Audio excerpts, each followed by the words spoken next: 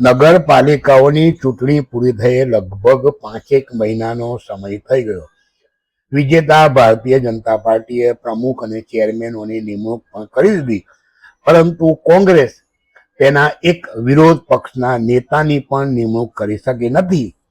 અને આ જ કોંગ્રેસ ગુજરાતને સર કરવાની વાત કરે છે ત્યારે સવાલ એ ઉઠે છે કે તેઓ પોતાના ઈગો, અહમ કે અણઆવડતને સર કરી શકે છે ખરી?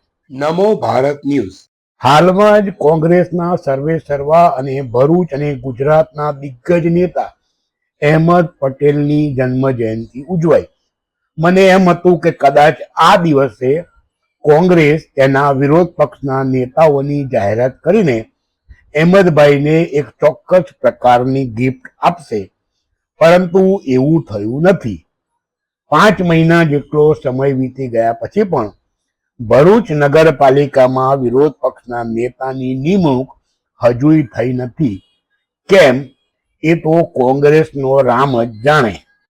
રાજકીય અનુમાનોની વાત કરીએ તો કોંગ્રેસને મુસ્લિમ વિસ્તારમાંથી જ 8 અને હિન્દુ મુસ્લિમ મિક્સ વિસ્તારમાંથી 2 એમ કુલ 10 સીટો મળી છે.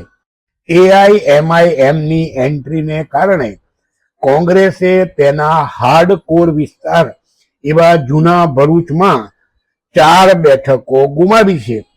હવે પરિણામ એ છે કે કોંગ્રેસે AIMIMને જવાબ આપવો હોય અથવા તેને કાઉન્ટર કરવું હોય તો મારી દ્રષ્ટિએ કોંગ્રેસે મુસ્લિમ આગેવાનને જ ભરૂચ નગરપાલિકાનો વિરોધ પક્ષનો નેતા બનાવવો પડે. હાલની સ્થિતિમાં ભરૂચ નગરપાલિકાના પૂર્વ વિરોધ પક્ષના નેતા શમશાદ અલી સૈયદ અને પ્રદેશ સ્તર સુધી પોતાનું કદ વિસ્તારનાર જુબેર પટેલ આ સ્પર્ધામાં મુખ્ય સ્પર્ધકો છે.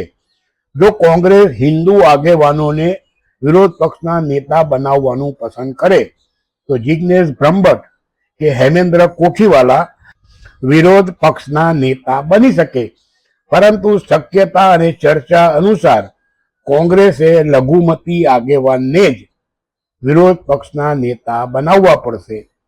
ત્યારે ચર્ચા એ છે કે બેમાંથી એકની પણ પસંદગી ન કરી શકનાર કોંગ્રેસ કયા દાવે પોતાને સૌથી જૂની પાર્ટી કહે છે. એક કાર્યકર્તાએ તો એવો કટાક્ષ કર્યો કે 5 વર્ષની ટર્મ પૂરી થતા પહેલા વિરોધ પક્ષના નેતાની વરણી થશે. નમો ભારત ન્યૂઝ.